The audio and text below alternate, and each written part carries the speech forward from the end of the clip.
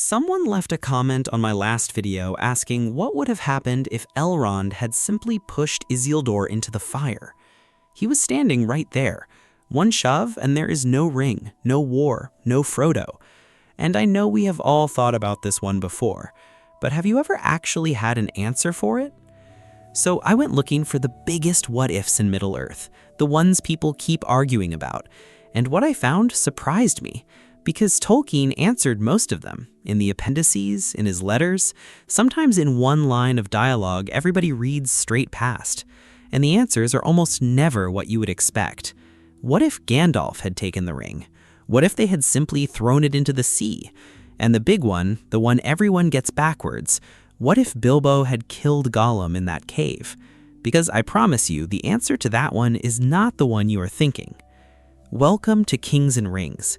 Every scenario in this video will be covered using Tolkien's own text as the guide.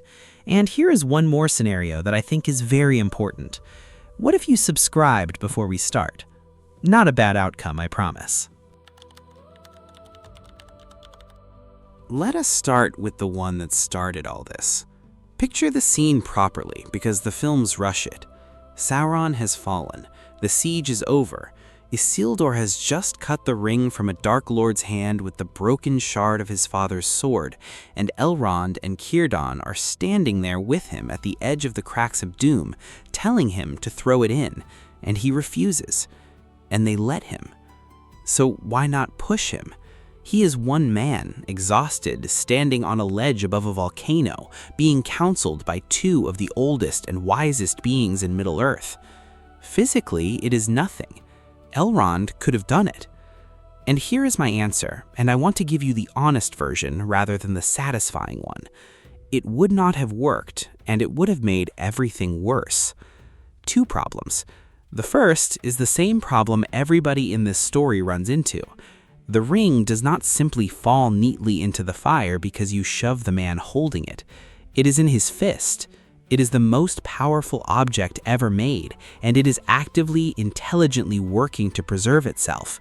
And it is doing that at the exact spot on the planet where its power is absolute. The idea that Isildur goes over the edge and the ring politely goes with him is the optimistic reading.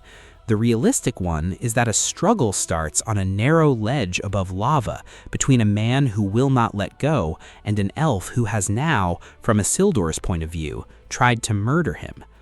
Second problem, and this is the bigger one. Think about who Isildur was at that moment. He was not just a man. He was the heir of Elendil, the last king of Númenor's line, and he had just personally defeated Sauron. The elves and men had fought that war together as the last alliance, the greatest alliance in the history of Middle-earth. Elrond murdering the newly crowned king of men in front of witnesses, seconds after their shared victory, that alliance does not survive. And I said this in the comment section when the question came up, and I still think it is right. You do not get a peaceful Fourth Age out of that. You get a war between elves and men, in a world where Sauron's armies are scattered but not gone, and where the ring is either at the bottom of a volcano or in somebody's pocket, and nobody can prove which. And the third thing, which is the part I find most interesting, Elrond is not immune. He is one of the wisest beings alive, and he refuses the ring later at the council, in the safety of his own house with the fate of the world explained to him. But at the cracks of doom, standing over the body of a man he just killed with the ring lying on the stone in front of him, that is a completely different test. Tolkien was clear that nobody passes that test in that place. So the honest answer to the question that started this video is that Elrond does not push Isildur because he cannot, and because on some level he knows exactly what happens next if he tries. Which is a far darker answer than he was being polite. Right, so if Mount Doom is such a nightmare, why not do the obvious thing? Sail out into the middle of the ocean, drop it over the side, and go home. Nobody is diving to the bottom of the Great Sea to fetch it. And here is my favorite thing about this question. It is not a fan theory. It is raised in the book at the Council of Elrond by Glorfindel, who is, and I cannot stress this enough, an elf lord who came back from the dead and once made a ringwraith turn and flee just by showing up. This is not a stupid person making a stupid suggestion. He puts it on the table seriously, and Gandalf shoots it down, and his reasons are so good that they close the door completely. First, seas change. That sounds like a small objection until you remember what Middle-earth actually is. This is a world where an entire continent, Beleriand, was drowned at the end of the First Age. Numenor, an island the size of a small country, was pulled under the water in a single day.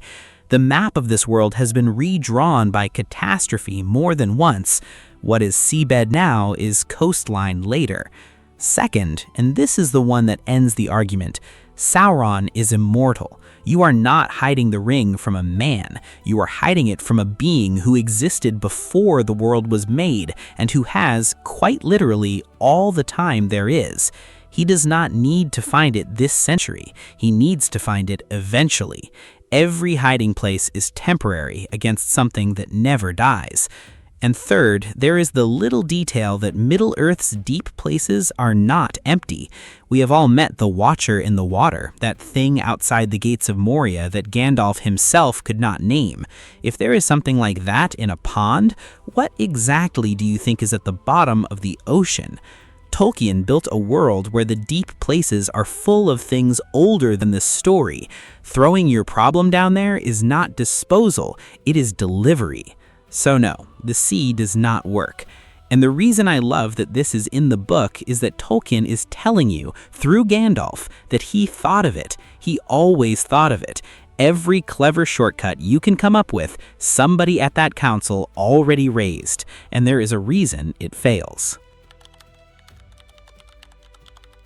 And here we are, the most asked question in the history of fantasy. What if the eagles had just flown it there? There are entire comment sections, entire friendships that have died on this hill, and I want to give it a proper answer rather than a dismissive one because I think the dismissive one is lazy, and I think the question deserves better. The lazy answer is, it would have been a short book. True, but useless, so let us do it properly. The first thing to understand is what the eagles actually are, because nearly everyone gets this wrong. They are not birds. They are not a taxi service that Gandalf keeps forgetting about. The eagles are the servants of Manwë, the king of the Valar, the closest thing this world has to an archangel. They are messengers of a higher power, and they intervene at specific moments and then leave. They are not under anyone's command. Gandalf cannot order them to do anything. He can ask, as a friend, and Gwydir owes him a personal debt, and that is the entire basis of every time they show up. So already the plan is not hire the eagles, it is ask a divine being to fly the most corrupting object in existence directly into the most heavily defended airspace in the world. Which brings us to the practical problem. Mordor is not undefended. Sauron has fell beasts. He has an unblinking eye on a tower that is specifically watching for exactly this kind of thing. And an eagle in the sky over an empty black plain is not subtle. The entire strategy of the war, the actual reason it works, is that Sauron cannot conceive of anyone trying to destroy the ring. He assumes it has been taken to Gondor, and that someone powerful is preparing to use it against him. His whole defense is pointed the wrong way. A formation of giant eagles flying straight at Mount Doom tells him precisely what is happening, immediately, and he only needs to be right once. And then the third thing, which for me settles it. Whoever's on that eagle is holding the ring, for hours, in the open, getting closer and closer to the one place where its power is strongest. That is not a stealth mission. That is a slow-motion corruption sequence with a spectacular view. Even the eagles themselves would not be immune. Tolkien's world is very clear that nothing that thinks is immune.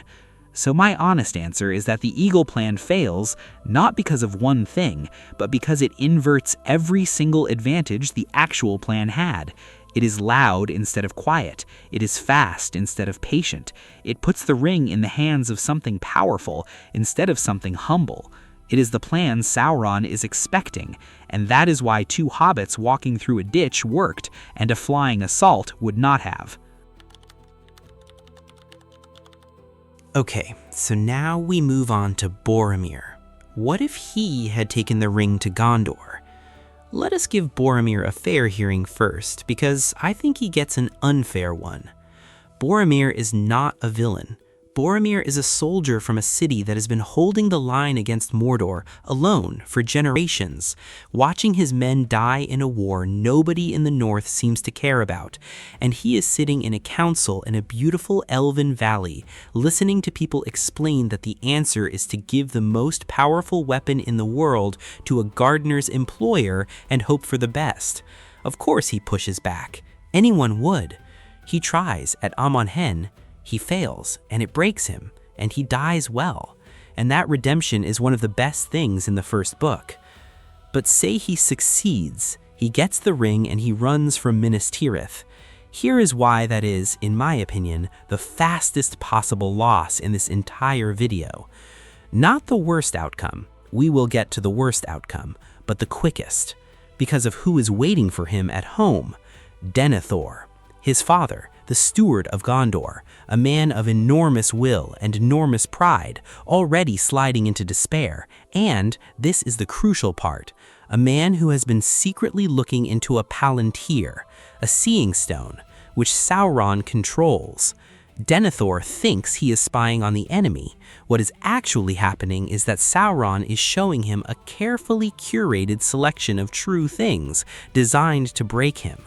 So Boromir arrives in Minas Tirith carrying the one ring and hands it to a father who is desperate to be loved by him, who is in direct mental contact with Sauron, and who is already convinced the war is lost. Sauron knows within days, maybe hours, and now he knows exactly where it is, and it is sitting inside a fixed city he has already been besieging, held by a man whose mind he has partial access to. He does not even need to be clever, he just needs to knock the walls down, which he was doing anyway. The ring in Gondor is the ring in a box with a label on it. And the tragedy of Boromir is that he was not wrong about the danger. He was wrong about the solution, and he knew it before he died, and he spent his last minutes fighting for the 2 hobbits he had failed. That is a better character than people give him credit for. Right. Next up is Gandalf. What if he had taken the ring? This is the one where Tolkien himself gives us the answer, and it is not the answer you have heard. Frodo offers Gandalf the ring in Bag End. Just offers it, freely, no trickery, no temptation, a friend handing it over and saying, "Take this, you are wiser than me." And Gandalf recoils like he has been burned. And the version of this everybody knows is that Gandalf would have become a new Dark Lord, which is true, and he says so himself. "Do not tempt me. I would use this ring from a desire to do good, but through me it would wield a power too great and terrible to imagine." Fine, we have all heard that. But Tolkien went further in his letters, and this is the part I had never seen properly discussed until I went looking for it. He said that if Gandalf had taken the ring and openly challenged Sauron for it, Gandalf would probably have won. Truly won. Because Sauron was not actually in possession of it, and because Sauron had spent thousands of years spending his own will on dominating inferiors, and he was weaker than people assume. So Gandalf wins the contest. Sauron is defeated. Tolkien says the result for Sauron would have been the same as the ring being destroyed. It is taken from him forever. That is a victory. And then Tolkien writes the line that made me sit up. He said, "The ring and all its works would have endured. It would have been the master in the end." Read that again. Sauron is gone, defeated, finished, and the ring still wins. Because what you have now is a being of enormous power with the best intentions anyone has ever had, holding an object whose entire nature is domination. And Gandalf's plan would not have been to sit quietly in Rivendell. Tolkien describes it. He would have built an empire with great and absolutely subservient generals and armies and engines of war. That is the good outcome. That is Gandalf winning. A benevolent empire with a wizard at the top and everyone below him unable to disobey. And here is why I find this the most chilling scenario in the whole video. Every other what if in this list ends with something obviously bad. Sauron gets it, everyone dies, the world burns. This one ends with a victory parade. Nobody would even know it had gone wrong. They would just notice, slowly over centuries, that nobody said no to Gandalf anymore. That is what the ring does. It does not need you to be evil. It just needs you to be certain. So that's 5 down. I originally had 10 of these, but this video is getting long enough that I did not want to rush the back half. Some of what's coming deserved room to breathe, so this is a 2-parter. Just 2 parts, guys, don't worry, I'm not trying to make a whole series out of this. Okay, so part 2 picks up with Galadriel, and it has what I think might be the best answer in the whole list. If you're interested, please make sure to give a follow and turn notifications on so you don't miss when part 2 comes up in about 48 hours, or 72 the least. As always, thank you for watching, and I will see you in the next one.